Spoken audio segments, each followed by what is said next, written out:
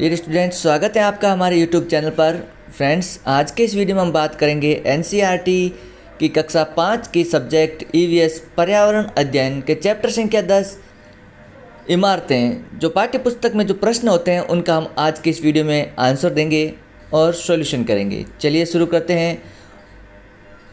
पहला प्रश्न है, इतने सारे बुर्ज क्यों बनाए गए होंगे? आंसर लिखेंगे, इतने सारे बुर्ज किले की सुरक्षा के लिए बनवाए गए होंगे।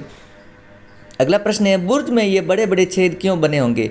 तो बुर्ज में ये बड़े बड़े छेद काफ़ी दूर तक निगरानी करने तथा दुश्मनों के आक्रमण का जवाब देने के लिए बनाए गए होंगे। अगला है, सीधी कपाट दीवार से झांकने में और बुर्ज से झांकने में क्या अंतर होगा? सीधी सपाट दीवार से झांकने में आप छिप नहीं सकते, बुर्ज से झांकने में आप छिप सकते हैं और यह सुरक्षा के लिए अच्छी बात है। अगला प्रश्न है, बुर्ज के पीछे खड़े हुए छेदों में से देखने वाले सिपाहियों को हमला करने में क्या मदद मिलती होगी? तो बुर्ज से सिपाही सुरक्षित रहकर शत्रु पर हमला कर सकते होंगे तथा उन पर नज़र भी रख पाते होंगे। सोचो और चर्चा करो। प्रश्न है, फव्वारे कैसे चलते होंगे? तो फव्वारे किसी मशीन की सहायता से चलते होंगे।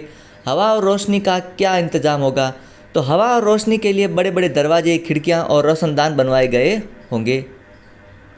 अगला प्रश्न है, चित्र में दीवार पर की गई नक्काशी को ध्यान से देखो। कितनी सुंदर और बारीक नक्काशी करने में किन किन औजारों का इस्तेमाल होता होगा? तो आंसर होगा इतनी सुंदर नक्काशी के लिए हथौड़ा और छेनी का इस्तेमाल होता होगा।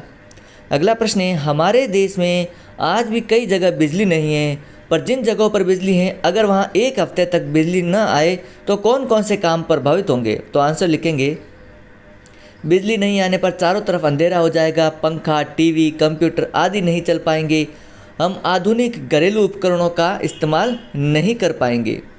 अगला है, बताओ और लिखो, तुम जिस जगह पर हो वहाँ पर सूरज किस दिशा में उगता है और किस दिशा में डूबता है? पता करो कि तुम जहाँ खड़े हो वहाँ से पूर्व दिशा में क्या क्या है, पश्चिम दिशा में क्या क्या है और उत्तर दक्षिण में क्या क्या है। आंसर लिखेंगे, मैं जिस जगह पर हूँ वहाँ सूरज पूर्व में उगता है और पश्चिम में डूबता है। मेरे पूर्व में पहाड़ तथा पश्चिम में पार्क हैं। मेरे उत्तर में डाकघर हैं तथा दक्षिण में एक विद्यालय है। अगला प्रश्न है, गोलकोंडा के नक्शे को देखो, चारों दिशाएं तीर के निशान से दिखाई देती हैं। इसमें प्रश्न है, अगर तुम बोडली दरवाजे के किले के अंदर देख रहे हो तो कटोरा हौज किस दिशा में होगा? तो आंसर होगा, नक्शे के अनुसार कटोरी हौजे उत्तर दिशा में होगी। अगर कोई बंजारा दरवाजे के अंदर आ रहा है तो कटोरा हौज उसकी किस दिशा में होगा? आंसर लिखेंगे, पश्चिम दिशा में। अगला है, बाला हिसार में तुम जिस दिशा में चलोगे कि मोती महल पहुंच जाओ, तो आंसर लिखेंगे पूर्व दिशा में। अगला प्रश्न है, किले की बाहरी दीवार पर कितने दरवाजे दिख रहे हैं? तो आंसर लिखेंगे 9 दरवाजे दिख रहे हैं। गिनकर बताओ किले में कितने महल हैं? तो आंसर लिखेंगे किले में 3 महल हैं। पानी के लिए क्या क्या इंतजाम दिख रहे हैं जैसे बावड़ी, कुएं, हौज? तो आंसर लिखेंगे पानी के लिए 5 बावड़ियाँ और 3 हौज बनवाए गए हैं।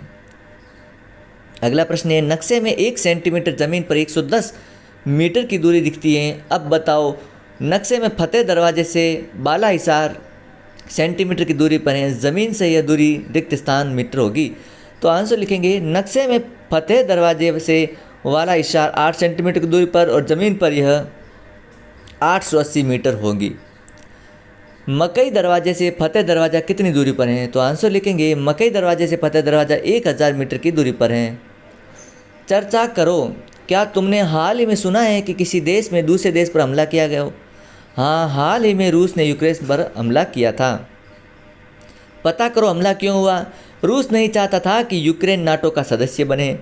किस तरह के हथियार इस्तेमाल किए गए थे? तो इस युद्ध में बहुत अत्याधुनिक मिसाइलें, बंदूकें, लड़ाकू विमान, टैंकर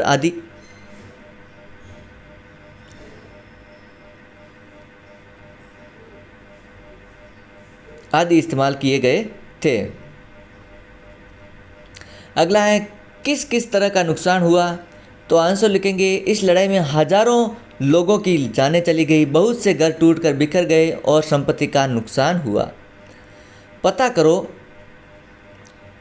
तुमने कभी कांसे की कोई चीज़ देखी है? आंसर लिखेंगे, हाँ, मैंने कांसे की मूर्तियाँ, सजावटी वस्तुएं तथा पदक देखे हैं। अगला है, तुम्हारे घर में यों आसपास कांसे की कौन कौन सी चीज़ें थी, आज भी हैं, रंग से पहचानने की कोशिश करो कि कौन कौन सी चीज़ें तांबे की, पीतल की और कांसे की बनी है। तो आंसर लिखेंगे, मेरे घर में कांसे की बनी चीज़ें लोटा और गिलास हैं, पीतल की बनी चीज़ें पूजा की थाली और कटोरा हैं। पानी का इंतज़ाम।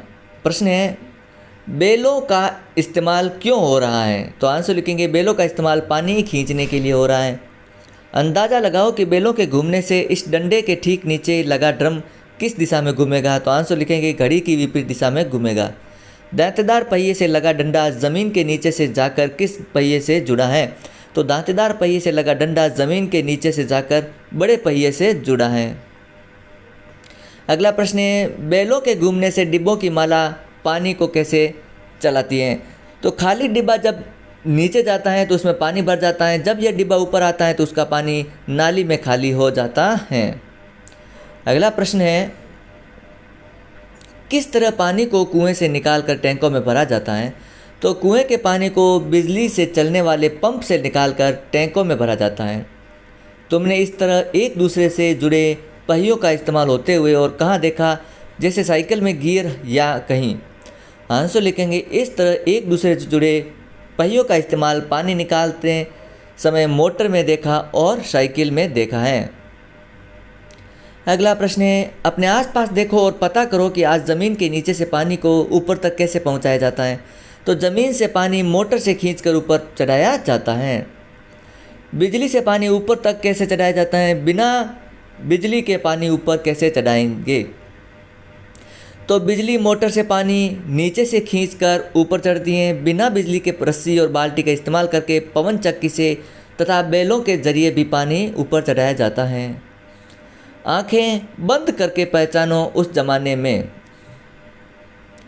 सुल्तान अपने महल में क्या कर रहे हैं, उनके कपड़े कैसे हैं, उनके सामने कौन कौन से पकवान पेश हो रहे हैं, लेकिन बेचारे हैं कि किन प्रसंगों में और कहाँ किस भाषा में बातचीत कर रहे हैं।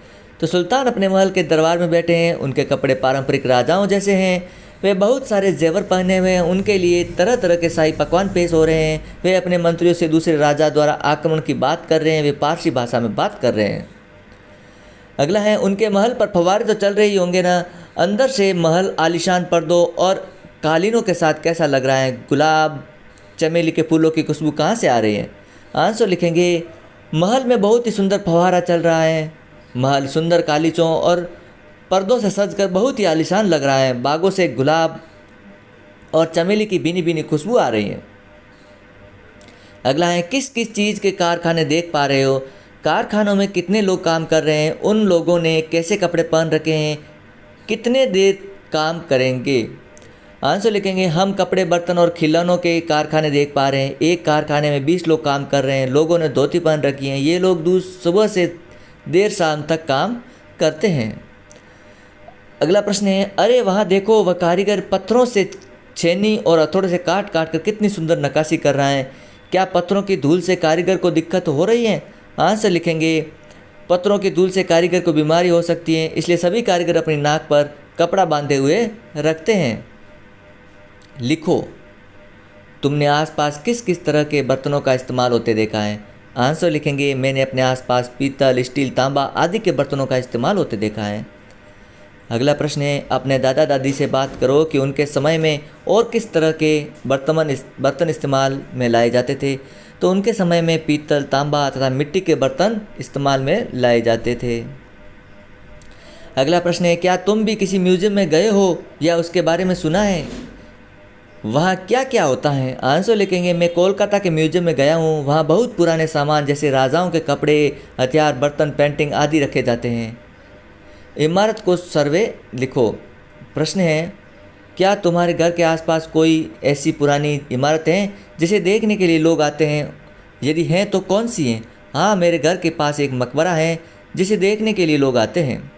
अगला प्रश्न है, क्या तुम कभी कोई ऐसी ही पुरानी इमारत देखने कहीं दूर गए हो, कौन सी, वह तुम्हें कुछ बोलती सी लगी, क्या जान पाए उस समय में। मैं ताजमहल देखने आगरा गया था, ताजमहल बहुत ही सुंदर बना हुआ है, यह मुग़ल बादशाह शाहजहाँ के द्वारा बनाया गया है। अगला प्रश्न है, वह कितनी दूरी पुरानी है, तुम्हें कैसे लगी? यह लगभग 400 साल पुरानी है, ऐसा मैंने किताबों में पढ़ा है। किस रंग की हैं? सफ़ेद रंग की हैं। क्या उसमें कुछ खास तरह के डिज़ाइन बने हैं? चित्र बनाओ। तो चित्र छात्र स्वयं तैयार करें। उसमें कौन कौन से लोग रहते होंगे? उसमें कोई नहीं रहता है। अगला प्रश्न है, वहाँ क्या क्या काम होता है? तो वहाँ कोई काम नहीं होता, वहाँ लोग घूमने के लिए जाते हैं। क्या अभी भी उसमें लोग रहते हैं? वहाँ अब कोई नहीं रहता। लोग किस तरह के काम करते नजर आ रहे हैं? लोग किले के निर्माण का काम कर रहे हैं। कितनी औरतें और मर्द काम कर रहे हैं? 20 मर्द और 2 औरतें काम कर रही हैं। अगला है, भारी खंभा ढलान पर कैसे ऊपर ले जा रहे हैं? भारी चीज़ ढलान पर चढ़ाना आसान होता है या सीधे ऊपर ले जाना? तो भारी चीज़ ढलान पर ले जाना आसान होता है, सीधी चीज़ ऊपर ले जाना कठिन होता है। क्या मशक में भरकर पानी ले जाता हुआ आदमी देख पाए? हाँ, मशक में भरकर पानी ले जाता हुआ आदमी दिखाई दे रहा है। हम क्या समझें? संगीता को लगता है कि म्यूजियम में पुरानी चीज़ें संभाल कर रखना बेकार है। तुम उसे कैसे समझाओ कि म्यूजियम का होना ज़रूरी है? तो आंसर लिखेंगे, म्यूजियम में बहुत सारी पुरानी वस्तुएं रखी होती हैं जो हमें प्राचीन काल के लोगों के रहन सहन और उनकी संस्कृति के बारे में बताती हैं, इसलिए म्यूजियम होना बहुत ज़रूरी होता है। अगला है, तुम्हें लगता है इस पाठ का नाम बोलती इमारतें क्यों रखा गया है? तो आंसर लिखेंगे, इस पाठ में बहुत सारी इमारतों के बारे में बताया गया है, इसलिए इस पाठ का नाम बोलती इमारतें बिल्कुल सही हैं। तो छात्रों, इसी के साथ ये चैप्टर भी कंप्लीट होता है। और हाँ, यदि आपको इसका PDF चाहिए तो आप वीडियो के डिस्क्रिप्शन में जो लिंक दिया गया है उस पर वेबसाइट पर जाकर के इस PDF को डाउनलोड कर सकते हैं और अपना वर्क कंप्लीट कर सकते हैं। वीडियो अच्छा लगे तो लाइक और शेयर कीजिएगा। चैनल पर पहली बार हो तो चैनल को जरूर सब्सक्राइब करें। मिलते हैं एक अन्य वीडियो के चैप्टर के सॉल्यूशन के साथ।